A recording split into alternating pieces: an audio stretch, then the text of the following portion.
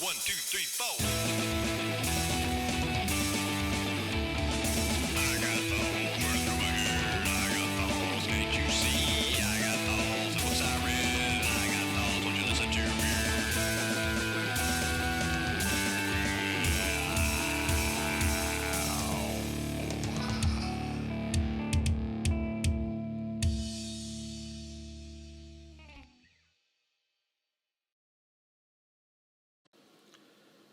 The door vibrated with the sound, feeling song. As she turned the knob and forced the door open, the whoosh of air escaping the room blew her stringy hair back. The scene which presented itself to her became clearer, even though her mind could not comprehend what it observed. Isaac's playpen sat in the middle of the room, toys strewn about haphazardly inside the pen. Something floated in the middle of that chaos where Isaac should be sitting, something that glistened wetly like boiling tar sapped of all color. It hovered above the ground. Every inch of this gelatinous creature quivered with the sound, feeling song. From what could be called its top, 6 stalks waved like seaweed on the ocean floor, and at the end of each of those stalks was something Allison's mind interpreted as eyes, though they were nothing like human eyes. Black as coal and covered with a milky substance, the eyes stared unblinking at her, through her, like some marine leviathan that paid her no more mind than floating beds of algae. Tentacles wiggled and waved from all areas of its body. Surrounding the playpen were 4 more of these things she could not identify, each vibrating at some different frequency than the other, but all in time to that same sound, feeling, song. 30 coal-black eyes focused on her all at once. A mewling moan started deep in her chest. The creature in the middle stopped its vibrations. "Mother," it said with a sound like the wet gurgling rattle of death. So the description of the servitors in the book, if you've read any Lovecraft, you'll start to recognize that those servitors, Arthur and the kids in Alice Martell's kids, are the same as the servitors in The Metal Black. And if you've read Lovecraft, you realize that those are Shoggoths. That's the description that Lovecraft gave to Shoggoths, which, in terms of my interpretation of the Lovecraft mythos, they're shape-shifting creatures that they are servitors. They claim to be trying to fix the machine or maintain the machine that keeps the sleeper imprisoned. That keeps the sleeper imprisoned. And we're going to find out a little bit more about them as we go on. But this was the first description Alison Martell gives to Jack of the demons, and Jack is dumbfounded because it is exactly the description he would give of the servitors in Quitman that the Haynes kids were. So Jack immediately knows for sure, yeah, this is connected. I don't know why her kids were servitors, why they revealed themselves or anything like that, but this is connected. And as a result of that, Jack starts to recognize that whatever reason Allison killed the children, and he's going to find that out, it was probably justified. By the same token, it's not something that he can let anyone know that he believes. Because he's already got suspicion on him of him being crazy, so he can't, and in any normal sense of ethics, psychological, medical ethics, the fact that he's seen these same things in Quitman but hasn't told anybody about it other than Martin Dyer, should lead him to recuse himself from the case. He needs to be off the case. And he knows it. When he hears that, and he has her draw a picture of the servitors, the Shoggoths, Jack knows what they are immediately. And so he, should recuse himself, should get away, as far away from this case as possible, not only because he's connected to it, but also because he may damage, or his closeness to the thing may damage his ability to treat her, as she should be treated. So Jack should walk away. And this is the first hint, as go later on in the book, this is the first hint. Jack's not walking away. Nor would you expect him to in the case of, he's trying to find his wife. It's a justified reaction. But this is one of those tropes of television, books, and all that sort of thing, where the main character's not walking away even though he should, because it's for the good or to find his wife and all that. But in real life, you got to think about this. He should get out of there. He should not be involved, because he can't treat her effectively as a psychologist. Now, knowing that or believing that the things she saw are the same things he saw, this kind of situation is really kind of outside the scope, because, again, Jack goes to the ADA and says, she was totally justified. There was demons. ADA is going to kick him off the case, right? So there's no way he could be believed, and there's no way that they're going to believe her. And as a matter of fact, her insistence of the existence of these demons means legally she's probably not sane, because there's no legal justification or definition of a demon in a servitor child. Nobody's going to believe that. Everyone would think she's crazy. And the psychologist would have to say she's crazy. But Jack ignores that. Jack knows he's doing wrong according to the the ethics of his profession, but this is to him more important than that.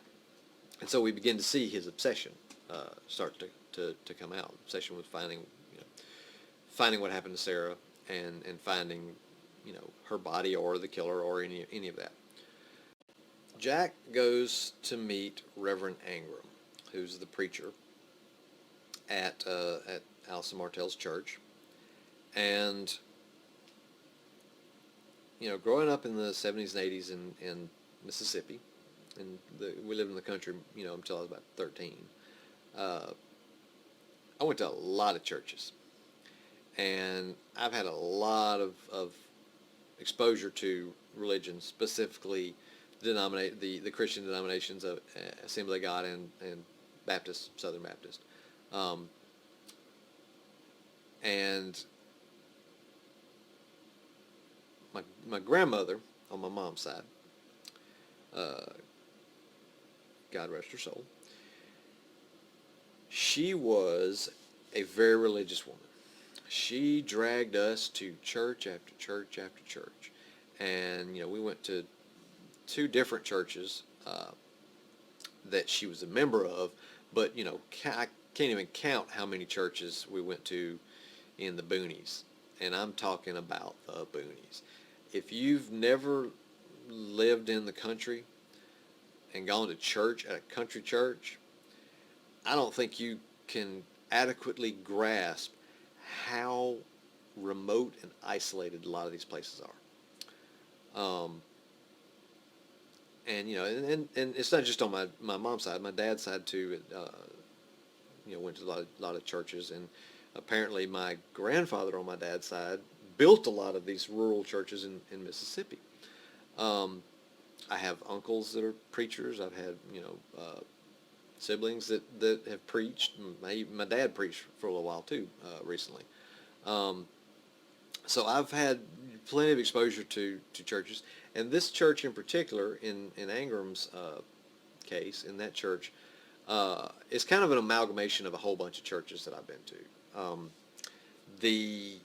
The remoteness reminded me of, the remoteness came from, I remember this one church that we went to reunion or revival with my grandmother one time, and I mean, you literally had to go on a dirt road to get to it. That's how far out it was. This is in the 80s now. I mean, granted, that's been 30 years. Yeah, that's been 30 years. But dirt road, first you got pavement, then you got gravel, and then it ends up being dirt, and it's barely a friggin' road at that point. But that's where the church was, and so the outside of the church was kind of this one particular church I have in my mind that was, this little white church in the middle of nowhere. And then the actual church building that I write about in the book is literally the church that I went to when we first moved to Quitman, Mississippi. Quitman from the last book was a little Assembly of God church out in 5-6 miles outside of town. I'm not sure if I could even find my way back to it now. I could find my way back to where we used to live. I'm not sure if I could find my way back to that church because it was a few miles from where we lived. And I didn't drive when I lived in Quitman. I moved away from there when I was 12, right before my 13th birthday. But this little church was a backwoods church, red brick building, paneling on the inside. I mean, what you read in the book, that's the church I went to. And I don't know if I'll include this story, but this is a funny story. The first day we went there, we moved to Quitman when I was 9, and we looked for a church. First day we went there, Assembly of God Church. The parking lot is just gravel, and I don't think I really described the parking lot in there, but the parking lot was just gravel, and it was a hot day, really bright sun, and we were milling around outside the church after the service, and my dad pointed out to me, I think the preacher and maybe the deacon, a couple of the older gentlemen, they were probably in their 50s or 60s at the time, and he just, they were walking across the parking lot, and my dad leans over to me and he goes, "You see them? You know how I can tell they're from the country?" Because my dad's from the country too. He's lived in the city, but he's also from the country. I'm like, "No, what do you mean?" He said, "See how they lift their legs when they walk? Like they lift? I mean, and he talking to me, he said, you shuffle your feet along all over the place. They lift their legs. You know why?" "No, why?" Because they've been out in the fields. They know you got to step high to make sure you get over the cow patties. For the rest of my life, I will remember that little story. That's how you tell somebody's grown up in the country and somebody who's grown up in the city, lifting the legs. So this church, the descriptions I give of the church in the book are dead on, spot on. That's the church I went to from I think the time I was 9 till about 12, 11, something like that. Then we switched to Baptist church, and it was one of the churches in town, bigger, beautiful church and all that. Different type of vibe, much quieter. But Jack goes to see Angram, and they have a bit of a religious discussion. And Jack has kind of an episode where he gets kind of overwhelmed by something in this place is bothering him. But Angram does ask him to come back to service on Sunday. So Jack does. Jack wants to hear what he's got to say. So another chapter down the line, and Jack goes to the service. Now, that service, the description I give in that service is accurate. It is from, there's a part of it is from one particular episode of my life, but there's a specific that service was just like every other Assembly of God service I've ever been to. In that you get your hymns, you get everybody together, you get the creaking of the pews, the hard ass wooden pews, and everybody opening their hymnal and all that and singing, and then the preacher starts preaching and he gets all lathered up, and sweaty, and it's fire and brimstone type of preaching, and somewhere and some wind, and you can just about time it out every single service. Same old blue hairs, we used to call them, same old ladies in the front row, within the first 2 or 3 pews from the preacher, start speaking in tongues. And they loud. Now these are Southern women. Don't speak a lick of nothing but English. And I'm talking about Southern country English. Good old down home talking. But they're speaking in tongues that clearly I can't understand. At this time I'm like 9, 10 years old. Or 8 or 7. I mean, I literally grew up hearing this every Sunday, and you could set your watch to it. These ladies would start howling. And as a kid, I didn't understand that. Matter of fact, as a kid, that shit's scary.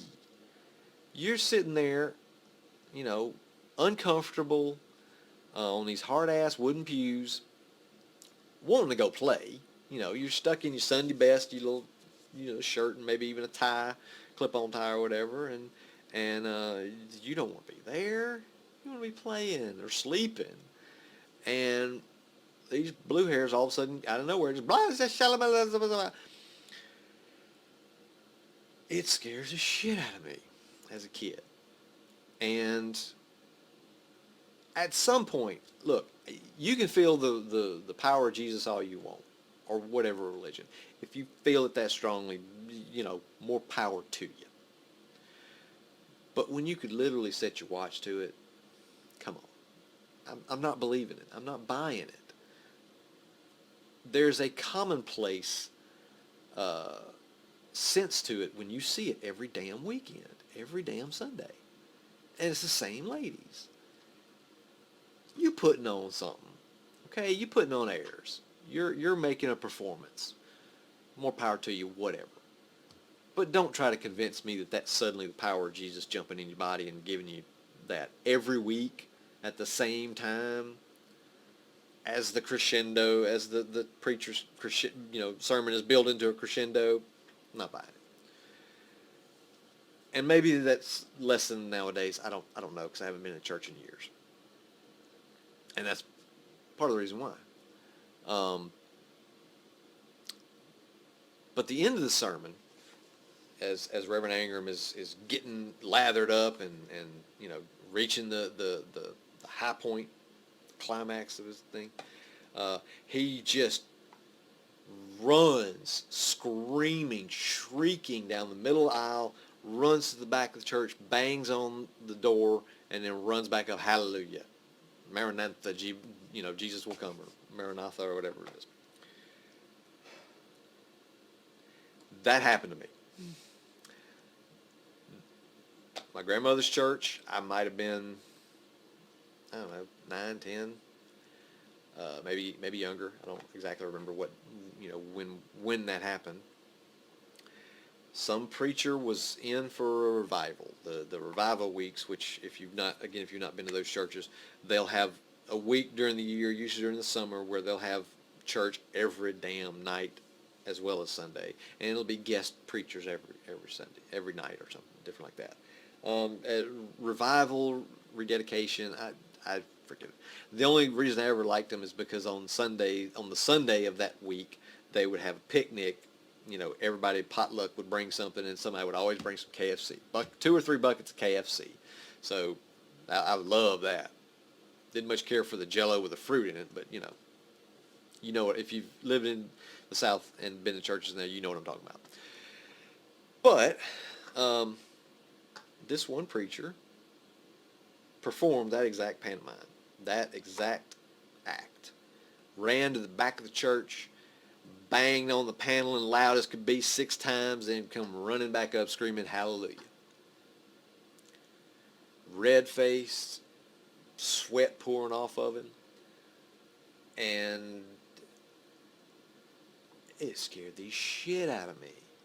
And again, I grew up in these churches. I grew up with the blue hairs speaking in tongues and all that, but that was like over the top. And I kind of shrugged it off, but it has always stuck with me. And I don't say clouded, but certainly factored into my views on religion. Again, you feeling the power of it? Great. That's great. And if that was a genuine reaction by the man, great. He felt the power of Jesus. Hallelujah. But it didn't feel like that. It felt like a performance. And in certain cases, even if it was genuine, there would still be some elements of performance to it, certainly. But the performative nature got in the way. Same with the blue hairs speaking in tongues. But Jack sees all that, which is similar to things I saw as a kid. And then he goes, and the next chapter, he has a dream very similar to that, where he sees the Bible that Ingram has, rather than being this big white Bible, which, by the way, the big white Bible exists. My mom has the big white Bible. Obviously it's not what's in the book, but I mean, the look of it has come from my mom, and has the big white Bible. Giant white Bible. As a kid, I could barely lift, barely open. It's like, cracking open the Ark of the Covenant with this damn thing. But Jack has a dream about the book, except he sees the Bible with these smoky black tentacles, reaching out from the interior of the thing, and the rather than being white, the cover is actually like skin, except charred and black, or anti-light, and there's runes that are the same runes on the bathtub, on the metal black, on the carvings and all that around the Bible. Now, the dream sequence that we had, in the previous two books, I talked about how Jack doesn't remember his dreams. And I had done that for a very conscious reason. One of the tropes, one of the kind of stereotypical things that Stephen King would always do in his horror movies is there's always a dream, almost always a dream sequence that kind of gives you a hint of something supernatural is coming, And perfectly acceptable story choice, but I wanted to not do that until I needed to do it. Obviously I needed to do it with this one. So that was why Jack couldn't remember his dreams. That was why the writer chose that Jack couldn't remember his dreams. But then this one becoming so powerful made a very big difference.